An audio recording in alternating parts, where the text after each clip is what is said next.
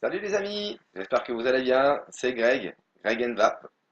Aujourd'hui on va se faire une petite vidéo sur une box bien sympathique, la Relo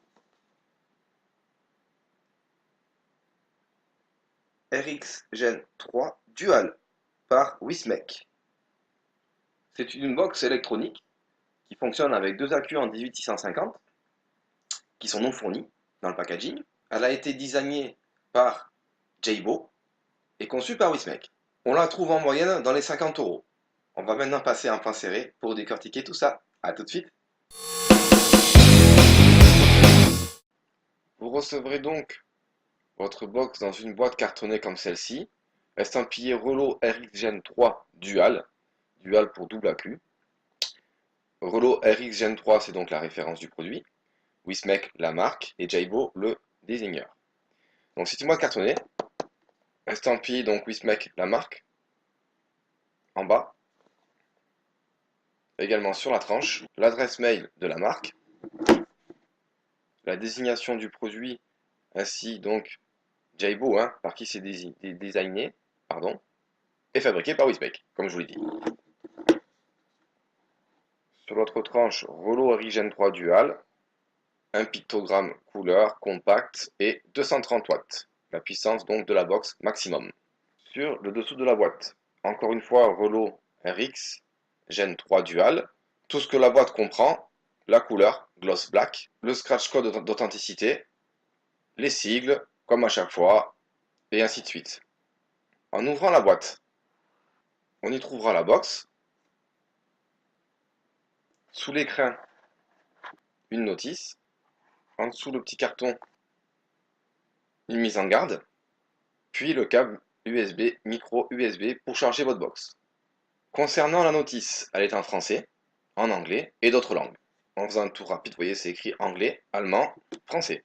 Donc tout est expliqué à l'intérieur. Pour le mode TCR, vous avez les valeurs à rentrer. Si vous mettez du nickel, du NIF, du titane ou du SS. Ça, c'est possible, vous voulez mettre vos valeurs vous-même en mode TCR.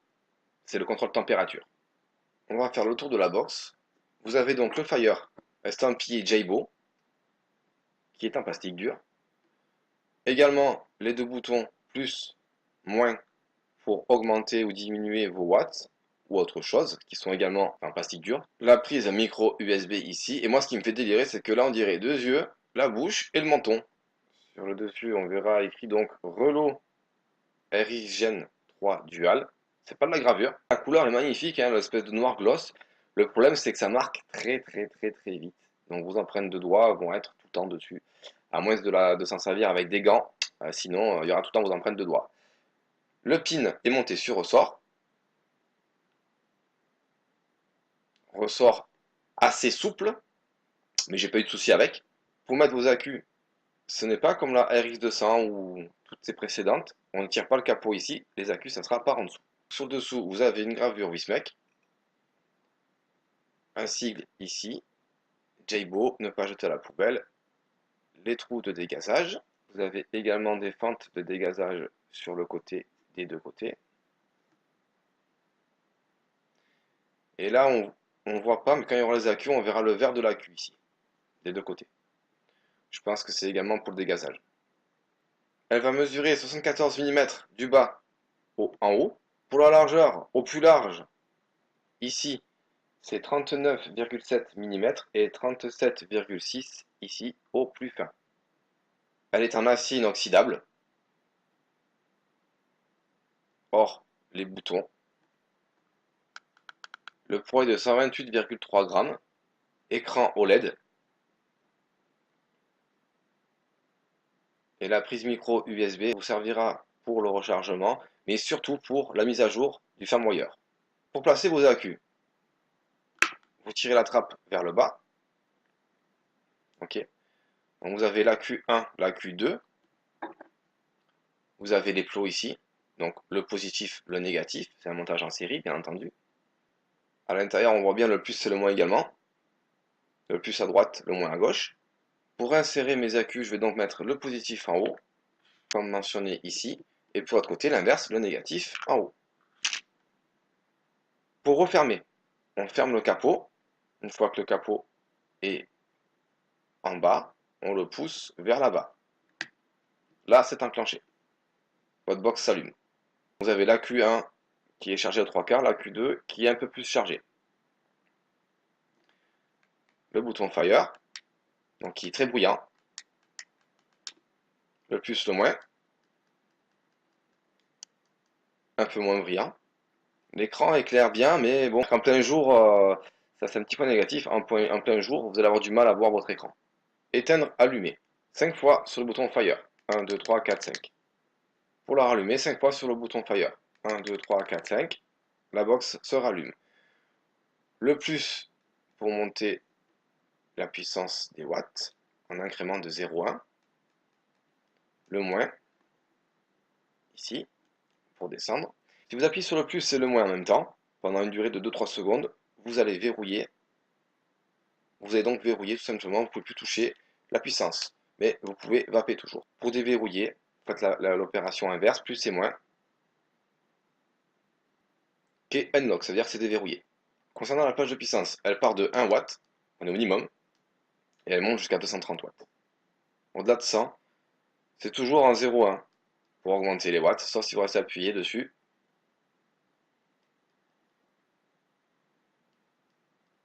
Au-dessus de 200, toujours pareil.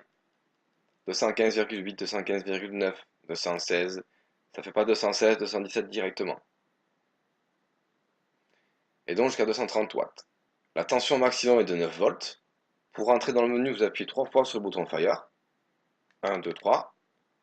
Vous avez Power qui clignote. Si vous appuyez sur le plus, vous passez sur contrôle température. Et là sur le mode TCR. Donc TCR, ce que je vous ai expliqué tout à l'heure dans la notice, est écrit que vous devez mettre un coefficient de chauffe par rapport au fil utilisé. Donc ça, c'est à utiliser que uniquement pour l'évaporateur confirmé. Et mode power de nouveau. Donc, si j'appuie sur contrôle température, j'appuie sur le bouton moins, celui-ci. Ça c'est le plus, ça c'est le moins. Là, on est en SS, donc stainless steel. NI, TI, et on repasse sur du SS. Ok? Donc moi, là, c'est locké. Vous pouvez aller là après, donc régler votre puissance de watts, en watts, pardon. Donc vous montez, 45, 46, vous descendez. Voilà, j'ai mis 45 watts, je vais laisser 45 watts. Si je vais rouiller la résistance, 1, 2, 3, j'appuie sur le bouton moins, je rentre sur le SS encore une fois sur moins, je suis sur les watts encore une fois sur moins, et là je suis sur la résistance. Donc j'appuie sur plus, ça la déverrouille. J'appuie sur plus, et ça la verrouille pas parce qu'il n'y a pas de résistance. Mais en théorie, quand il y a un atto, vous allez voir, on va faire le test après, ça va verrouiller la résistance. À surtout pas oublier, bien verrouiller votre résistance en contrôle de température, très important. 1, 2, 3. J'appuie sur moins, je passe sur les watts, je passe sur la résistance, et là je passe sur les puffs. Donc les puffs, si j'appuie sur plus, on passe sur le temps dont on s'est servi de la box. Encore sur plus, on passe sur l'ampérage. Ok. Et une fois sur plus, on repasse sur les puffs. Vous mettre à 0, vous restez appuyé sur le bouton Fire.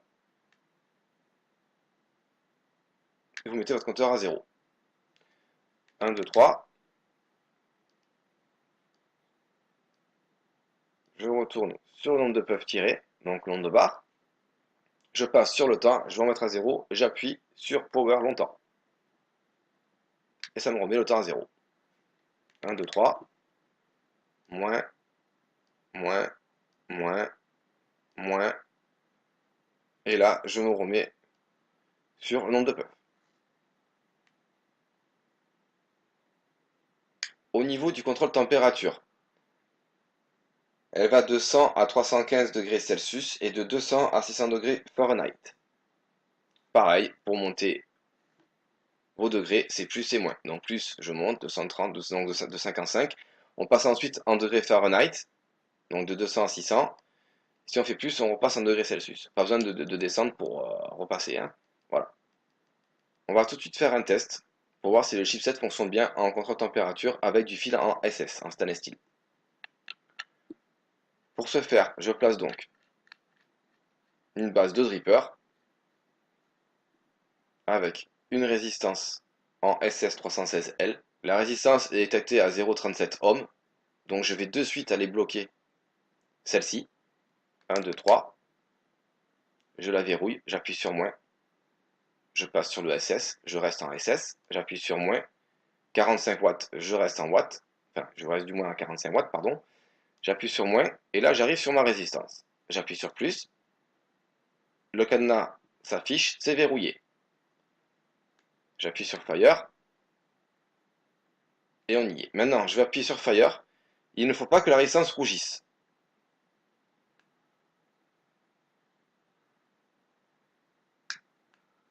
La résistance ne rougit pas.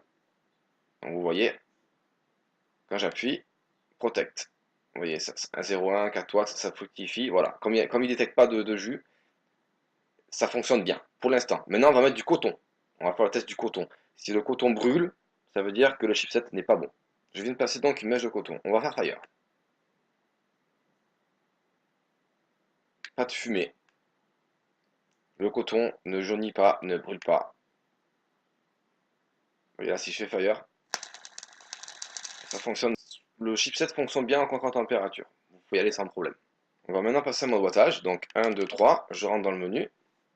Une fois dans le menu, j'appuie sur plus, plus. Là, je suis en mode power. Donc je suis en mode wattage. Donc ça prend bien à partir de 0,10 et pas en dessous.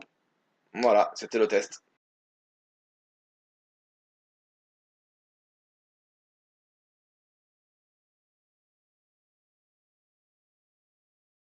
Donc là, pour le coup, j'ai pris un Dead Rabbit, mais avec une résistance en 0,15, 150 watts.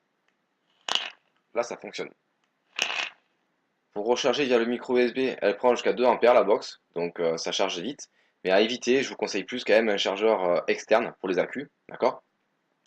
Vous avez le mode Stealth, donc vous appuyez sur moins et Fire en même temps pendant X secondes. Donc quand vous avez un atout dessus, si vous appuyez sur Fire, ça fait bien Fire, mais l'écran ne s'allume pas. Si vous voulez supprimer le Stealth, donc voir votre écran tout le temps, pour le supprimer, la même opération, plus et moins en même temps, Stealth off. Votre écran est rallumé de nouveau. Maintenant, vous faites plus et Fire en même temps, logo on, off. En appuyant sur plus, vous changez donc de menu. Donc logo, si vous faites moins, off, moins on. Donc là, je mets off, sachant qu'il n'y a pas de logo, il faut le télécharger via le site Wismec directement. Logo off, je fais plus. Donc si je mets donc un preheat à 176,2 watts par exemple, je mets pendant le temps que je veux, donc de 0, alors 0 il n'y aura pas, mais voilà, jusqu'à 2 secondes. Donc pendant 2 secondes, c'est le temps maximum que vous pouvez mettre un preheat. C'est au cas où, ça c'est quand vous avez des grosses résistances qui demandent beaucoup de puissance. Si mettons vous êtes à 80 watts et que c'est long à démarrer, ça fait un effet diesel, vous mettez un preheat à 90 watts, pendant 1 seconde 5, 1 seconde 3, 1 seconde, c'est vous qui voyez. Et après, donc, ça va redescendre sur le mode wattage que vous avez mis, donc la puissance de watts que vous avez mis vous. Donc, si vous appuyez, mettons, à 80 watts et vous mettez un preheat à 90, pendant 1 seconde, ça va se déclencher à 90 watts. Et après 1 seconde, ça va redescendre à 80. Pour valider, je reste appuyé sur le bouton Fire. Et donc, le troisième menu, en fait, vous pouvez rester appuyé 5 secondes, 6 secondes, 7 secondes, 8 secondes avant que ça s'éteigne. Off, ça, si vous appuyez, tant que vous allez rester appuyé, ça appuiera, ça fera Fire. Moi, je vous conseille de le laisser à 10 secondes, comme c'est prévu à la base. Vous faites Fire et vous sortez du menu. Et on repasse en plan large, les amis, pour faire le débrief de cette petite box. A tout de suite. Nous revoilà les amis donc en plan large pour faire la conclusion de cette petite box bien sympathique, fort sympathique, en tout cas que j'aime beaucoup. J'ai oublié de vous dire quelque chose. Quand vous éteignez, donc là vous voyez l'éclairage, il est dans ce sens-là. 1, 2, 3, 4, 5, j'éteins ma box, je reste appuyé sur plus et moins, et l'affichage change de sens. 1, 2, 3, 4, 5, vous voyez, l'affichage n'est plus dans ce sens-là, mais dans l'autre sens. Ok? Donc là je suis avec une résistance de 1 ohm 82, elle m'affiche. Je veux monter donc les watts, je suis à 44,5 watts, je ne peux pas aller plus haut. Parce que j'ai atteint le seuil des 9 volts. D'accord? Donc vous ne pourrez pas aller au-dessus. Il faudra descendre en ohm pour pouvoir monter du coup vos watts, donc dépasser les 40 watts. Donc avec un petit atout sympathique comme ça, je trouve que ça fait un beau setup. Donc c'est un atout à 22. C'est le Nicolas, hein. Donc j'ai déjà fait la revue précédemment. Donc je vais me mettre à 11 watts. On va tester ça de suite. Donc un tirage serré, elle réagit super vite, super bien.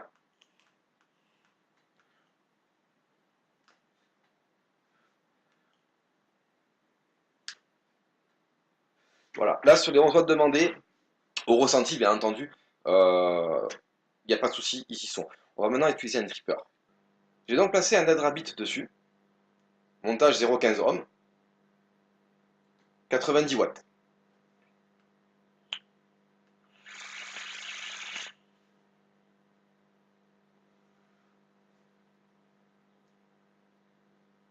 Elle réagit très très bien, pas de latence, très très vite, impeccable. On va se mettre à 115 watts.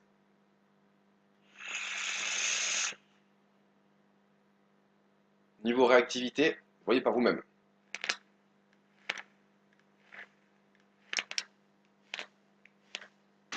Pas de latence. Juste impeccable.